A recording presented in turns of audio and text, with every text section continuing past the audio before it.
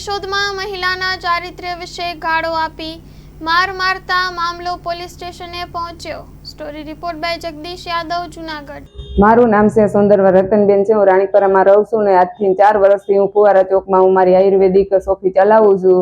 અને એમાં એક બાજુમાં છે કે મારી બાજુમાં ખાતરની દુકાન કરીને એવા એક લોકો આવ્યા હતા, બંને એક છોકરો છોકરી રહેતા હતા, બરોબર છે। પણ અમને એની કઈ એવી જાણબાણ નહોતી ને કોઈ એવા બેનર હતા નહીં ને એ લોકો અહીંયા રહેતા હતા। પણ આના આજે એપાર્ટમેન્ટમાં 2 જગ્યાએ ફેરવી અને એ લોકોને ખબર નથી કે શું કરતા હોય, પણ એ શટર પાડીને જે તે કરતા હોય એ તો મને ખબર નથી, પણ એ લોકો આવે ત્યારે શટર એનું આમ અડધે જાજેરું બંધ કરી દેતા ને એ રીતે એ બિઝનેસ એવું જે કરતા હોય એ મને કઈ ખબર નથી। પણ એ થોડા ઘણું ને લઈને કચરા નાન તેને ફેંકતા, તો મેં એમ કીધું હતું કે આવી રીતે અહીંયા ફેંકોમાં મેં કીધું કચરા ને મેં કીધું કે આપણે ડસ્ટબિનમાં નાખો। તો એ લોકોએ 1-2 વાર કીધું કે આ સોફી અમે લઈ લીધી છે ને આમ છે ને તેમ છે ને મેં કીધું જે હોય તે સાહેબ, મને કોઈ પ્રોબ્લેમ નથી તમે સોફી લીધી કે ના લીધી, બરોબર છે, પણ આવા કચરા ફેંકોમાં મેં કીધું ખરાબ કચરા ફેંકો છો તો મારે મેં કીધું અહીંયા પ્રોફેશનલ બિઝનેસ છે તો કોઈ પણ આવતું જાતું હોય દવાને લેવા તો ખરાબ લાગે ને।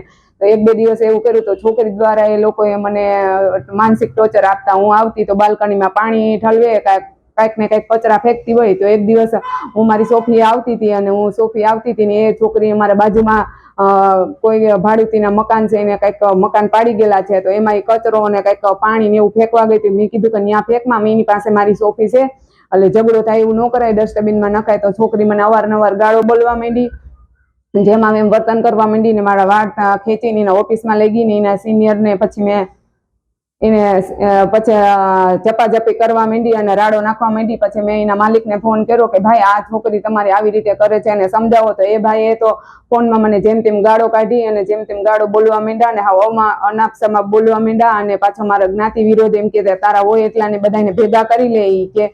તે છતાં મેં કીધું ભાઈ મારે કોઈને ભેગા નથી કરવા, પણ આ તમે છોકરીને સમજાવો ને આવી રીતે તમે ના બોલો। તો એ ભાઈ મને ધમકી આપી કે તું જ્યાં હોય ને ઊભી રહેજે કે હું આગળ જ આવું છું, ઈ કે 5 મિનિટમાં કે પછી સર હું તો એક લેડીઝ છું તો મને ડર લાગ્યો, તો પછી હું ગઈ પોલીસ સ્ટેશને કે ભાઈ આવી રીતે 2 મહિનાથી આ લોકો મને ટોર્ચર આપે છે, અવારનવાર લોકો કંઈક ને કંઈક માનસિક ત્રાસ આપે છે, તો પણ હું ઇગ્નોર કરતી હતી કે ભાઈ કાંઈ વાંધો નહીં જે તે હોય તે। પણ આ લોકોનું એવું કહેવાનું એવું છે કે ટૂંકમાં કે આ બેનને આવી રીતે ટોર્ચર કરીએ તો અહીંથી સોફી ખાલી કરીને વયા જાય, પણ મેં તો એના સામે એવું કઈ જોયું તો હતું નહીં, તે છતાં એ લોકોએ મારી પર આટલું બધું કર્યું। પછી મારે ના છૂટકે મારે પોલીસ સ્ટેશન આવવું પડ્યું। પોલીસ સ્ટેશને આવી તો 10 દિવસથી હું દોડું છું, આ બધું કહું છું, તો પણ કોઈ લોકોએ મને કઈ હરખું જવાબ નહોતા દેતા। પછી ના કરવાના ના, પછી મેં કીધું કે મારી ફરિયાદ કેમ તમે લેતા નથી? પછી એ જે સાહેબે મારી ફરિયાદ લીધી છે તો એમાં બસ ખાલી નોર્મલ રીતે લખ્યું છે અને એવું કીધું, બાકી મારે જ્ઞાતિ વિરોધ જે તે કીધું છે એનું કોઈ એમાં લખી ગયેલું છે નહીં। અને જો હું એમ જ કહું છું કે મારી જ્ઞાતિ વિરોધી એ લોકોએ 2 શબ્દ કીધા છે, તો જો સાહેબ મને ન્યાય અપાવો, નહીતર પછી હું આગળ જઈશ। માં motor driving, safe and sure driving. Driving એ શોખ સાથે આપની મોટી જવાબદારી પણ છે। અમારા ઇન્સ્ટ્રક્ટર દ્વારા સચોટ અને સરળ માર્ગદર્શન, આપની રોજની તાલીમની માહિતી મેળવીને શું અધુરાશ છે એના ઉપર પૂરું ફોકસ કરાય છે।